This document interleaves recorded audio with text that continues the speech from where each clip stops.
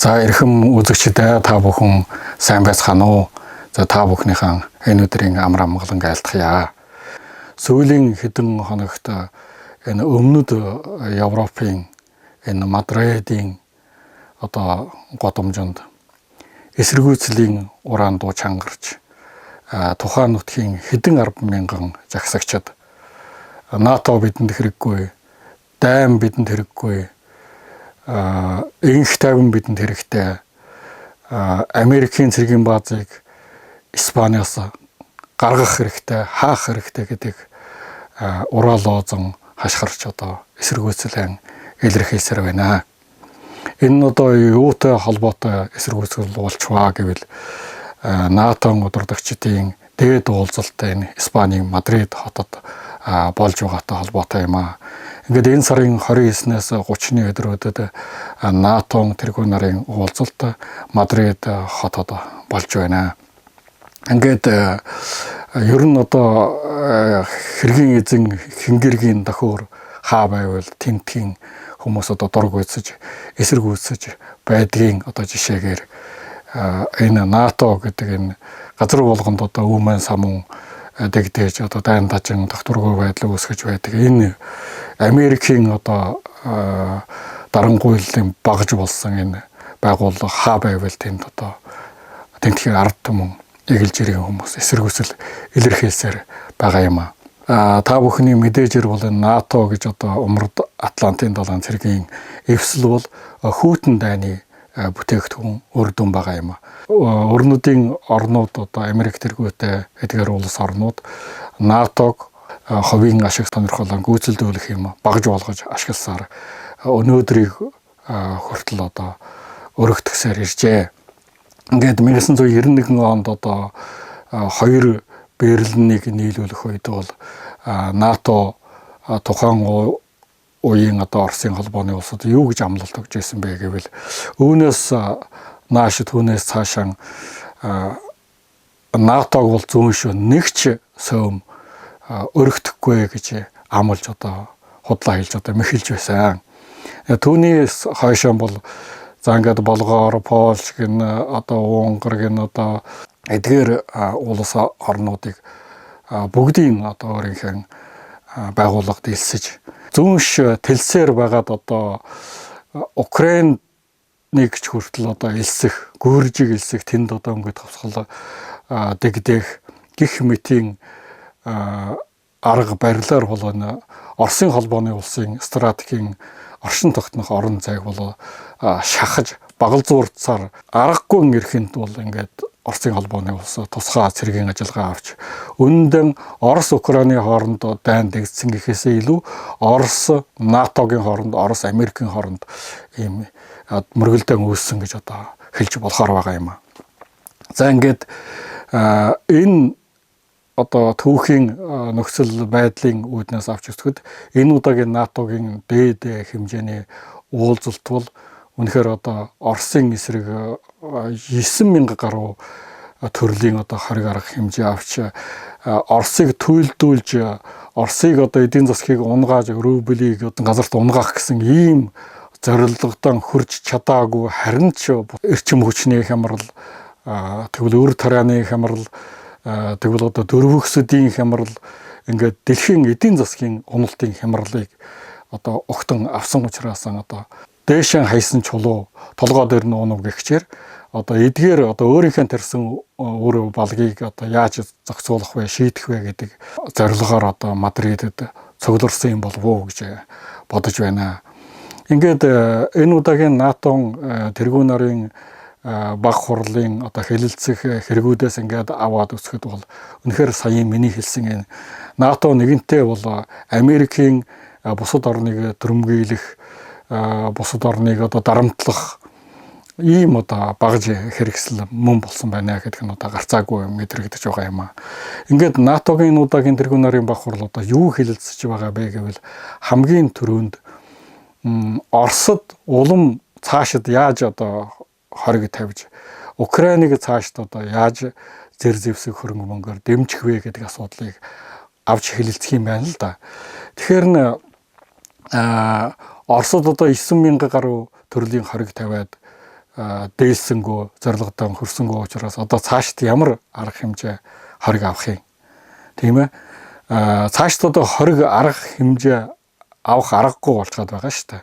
Тэгээд одоо арга ядсандаа Орос улс одоо алтыг экспортлохыг одоо хориглоно гэдэг ийм одоо арга ядсан арга гаргаж одоо энэ одоо цаашд одоо энэ Зеленскийн засгийн газрыг өдөөн турхирж үнэндээ бол одоо өөрийнхөө Оросыг төлөвлөх гэсэн Европыг одоо атгандан улам оруулах гэсэн ийм зорилгоог гүйцэтгүүлэхийн тулд Европын ард түмэн, Орос, Украины ард түмний ашиг сонирхлыг огт бодлогоогүйгээр цаашд ингэж мөнхөрлөн одоо зүтгэж байгаагийн шинж тэмдэг нь энэ хамгийн түрүүнд хэлэлцэж байгаа энэ Украиныг хэрхэн дэмжиж Оросд цаашид одоо ямар арга хэмжээ авах вэ гэдэг асуудлыг авч хэлэлцэж байгаа явдал нь өөрөө одоо харуулж байгаа юм аа.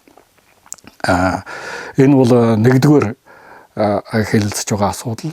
Хоёрдугаарт бол одоо энэ удаагийн НАТОгийн дээд хэмжээний уулзалтын үеэр нэг чухал одоо баримт бичгийг одоо авч хэлэлцэж байгаа. Энэ нь бол одоо аюулгүй стратегийн одоо ойлголт буюу ухаагдах гэдэг ийм одоо баримт бичиг байгаа юм аа.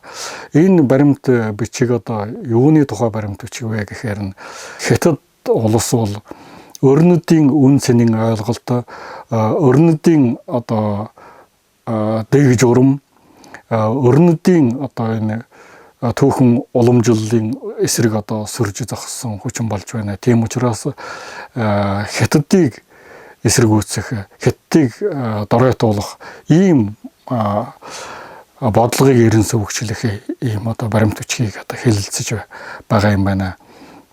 Ингээд Европ төвд бол Орос улсыг энэ Украины одоо дайны шавар балчигт одоо хотгож тэнд одоо шигдүүлчихэд тэгээд гараан сулж энэ дорн дахинд энэ Аз номхон долоон бүс нутагт дахиж одоо энэ яг л энэ Украиныг өдөөж Оростой байлдуулж түүнээс ашиг олсон шигээр Аз төвд ус аль нэгэн улс орныг өдөөж яг энэ маягийн арга хэмжээгээр Хятадыг доройтуулах гэсэн ийм бодлогыг одоо судалж байна гэж хэлэхэд хэлцэхгүй баха.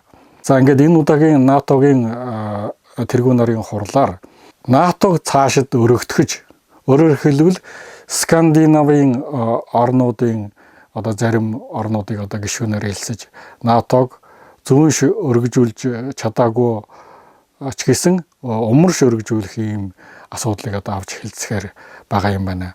Ингээд үүнээс өмнөхөн энэ Швед болоод Финляндын төр засгийн тэргүүнүүд НАТОд бол хандаж НАТОд элсэх өргөдлөн албан ёсоор өргөн барьсан юм а энэ тэргүүн нарын хурлаас өмнөхөн.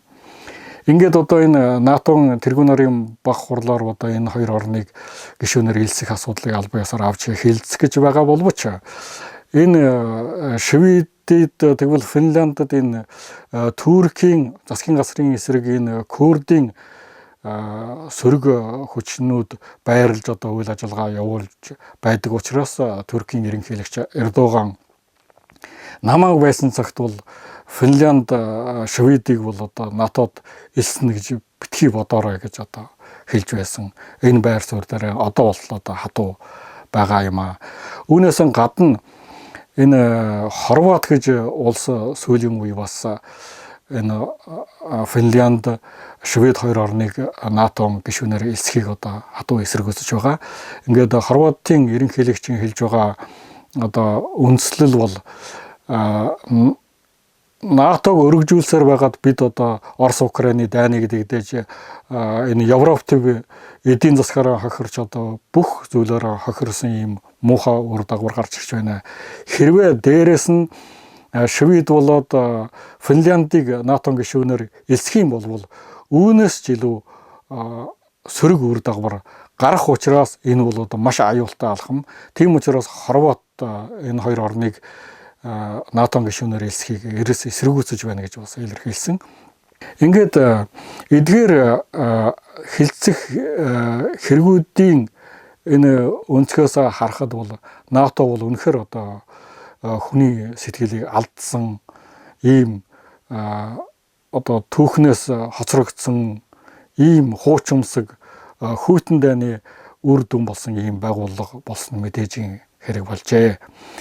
Тийм учраас одоо инх тайвныг эрхэмлэгч, хөгжил дэвшлийг эрхэмлэгч, эгэл жирийн ард иргэдийнхэн сайн сайхан амьдралыг эрхэмлэгч одоо дэлхийн улс түмэн бол бүгд одоо иймэрхүү хувиан хайж даваан шарлуулсан улс орон байгууллагын эсрэг байна гэдэг нь одоо гарцаагүй гэж ойлгож байгаа юм аа. Ингээд НАТО энэ удаагийн одоо тэргүүн нарын баг хурал дэлхийн нийтийн эсэргүүцэлд одоо нийгэмд нь тулгараад байгааг энэ нэвтрүүлгийнхээ эцэст одоо тэмдэглэн хэлхийг хүсэж байна. За ингээд цаг заваа гаргаж нэвтрүүлгийг хүлээн авч үзсэн та бүхэнд баярлалаа. Ирэх нэвтрүүлгээрээ дахиад уулзтал түр баяртай.